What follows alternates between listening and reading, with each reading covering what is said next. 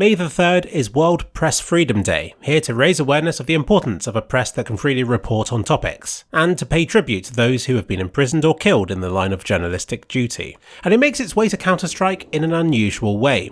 Война is a map that was released a few days ago. On the surface it looks like a war-torn Slavic city, but beneath is a hidden room, containing information and pictures showing what's going on in Ukraine and how Russia is involved. I apologise for my pronunciation of words in this video. Those pronunciation sites are worse than useless at this point. For instance... So anyway, I think it's pronounced Vaina. And this map was a project by the largest subscription newspaper in Finland, which I believe is pronounced Helsingin Sanomat. But I'll shorten it to HS, just because. Early in 2023, the HS newspaper commissioned 2 well-known map designers to create this map. The reason for this project? HS states that countless Russians are unaware of what is happening in Ukraine. In this room within the level, they are forced to see the truth with their own eyes. Because in Russia, citizens can't just access the same sources of news and information as most of the world can.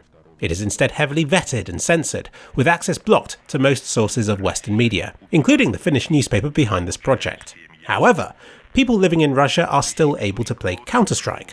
So what if HS were to use Counter-Strike as the medium to broadcast what's going on? And that is why this map was made, with Voyna chosen as the name, meaning war in Russian. In case you're unfamiliar with Counter-Strike, the game comes with a bunch of officially included maps which you can immediately play on whenever you want to. Die Voyna is not one such map.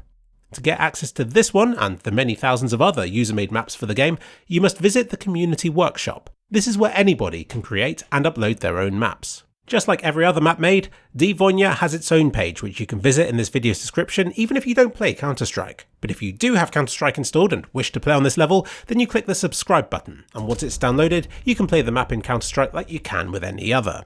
On the surface, Die Voyna is a diffuse map, containing 2 bomb sites and various routes to reach them.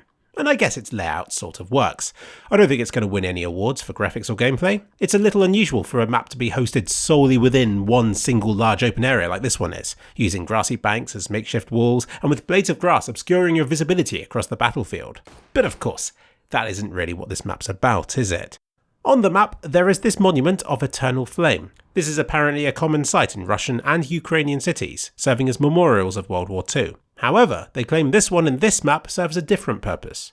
You can read their wording over on their page about this, but I took away from it that they want Russians to understand that war is happening in a place that looks very similar to where they live, since Ukrainian and Russian villages look quite similar. And then they use a series of fires and lights to lure players to this recessed corner, where they'll find a locked door. I can't find a way of unlocking this. I even decompiled the map, and it doesn't show any sort of trigger that would allow you to. So while I can't rule out there being a clever way of bypassing it, it's pretty difficult to gain entry to this hidden room without using cheats of some kind. I simply used NoClip to fly straight through it.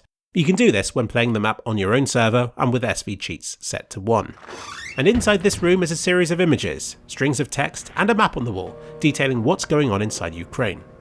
Walk close to an image and a Russian voiceover begins talking about what is being pictured. This room contains information about missile strikes hitting civilian homes, mass graves, and other images and information about the conflict that is otherwise banned in Russia. Normally, I imagine my audience knows the game Counter-Strike pretty well already, but for this one I'm assuming zero knowledge, and so need to give this mapping project some context, and to answer some questions I think you might have about it. Namely, how likely is it that this map becomes successful? And anybody familiar with the game knows the answer to this already. An outsider might think that the big hurdle is getting a map like this made and released, and that now it is, people will start playing it and they'll discover the room naturally and so on. But that isn't what will happen. In fact, the much bigger challenge for any map made for Counter-Strike is to get it played. And there's practically zero chance that this map would have achieved success on its own, were it left to the game's player base to naturally discover and to play it. Why? Because right now, there are currently over 133,000 custom maps on Counter-Strike's workshop. There are bots upvoting spam entries and downvoting proper maps, and so even if a map is very good, there's little chance of it gaining traction. It's a thoroughly saturated market out there. And if you take a look at the top few hundred maps on the workshop, the mapping standard is sky high. It isn't enough for a map to be good and to look good anymore. It needs to be incredible. And even when an incredible map is released, the game's player base isn't exactly queuing up to play on it. There was a time when they were, and that was about 23 years ago. Today, Counter-Strike is a mature gaming series. People have already established their favourite maps and game modes, which they loyally stick to for comfort gaming, or simply to remain good at. So most current Counter-Strike players will stick to practicing on just the few maps officially featured in the game, since that is what is important to be good at. So it would be highly unlikely for this map to naturally gain a following, even if hosted on servers and if advertised. And even if it did achieve moderate success, it needs to be played in a very specific way in order for the room to be viewed. Competitive mode doesn't allow for your camera after death to stray through walls, and while playing offline against bots, which, let's face it, is how most maps like this one will be played, the player is alive most of the time anyway. But for people playing it on casual game mode, and especially those who take the time to explore a new map from a spectator's perspective, they may indeed discover this room by chance. Though I do suspect that most discoveries will be made intentionally, and was probably the reason the map was played in the first place. Again, I'm saying stuff that's obvious to players of the game, but most people in Counter-Strike don't think twice about a locked door, because a locked door commonly just means a dead end in this game. Lots of maps commonly have them dotted about the place, just to give the impression that the map is bigger than it really is. So I don't think a player's first thought when they find this door is that there has to be a secret on the other side of it. So honestly, had this map been silently released, even if it had been played on, I doubt its secret room would ever have been something that more than just a handful of players would have discovered. And I'm not sure how much of a help it would be anyway. Counter-Strike is apparently played by 4 million Russian players, but among those, who isn't aware of the situation in Ukraine already? These are young people with access to the internet, who are already playing on an online game with and against people from across the globe.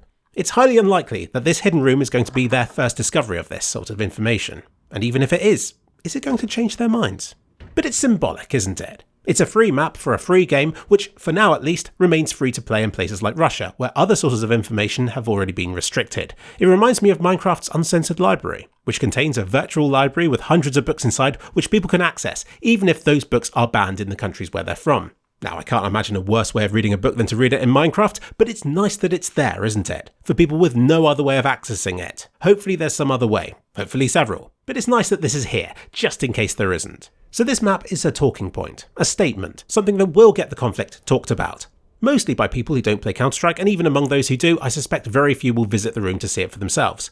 But again, it's there just in case, and it's got me talking about it, and it's got you watching this, and I think that it's stuff like this that was the real purpose of making this map all along.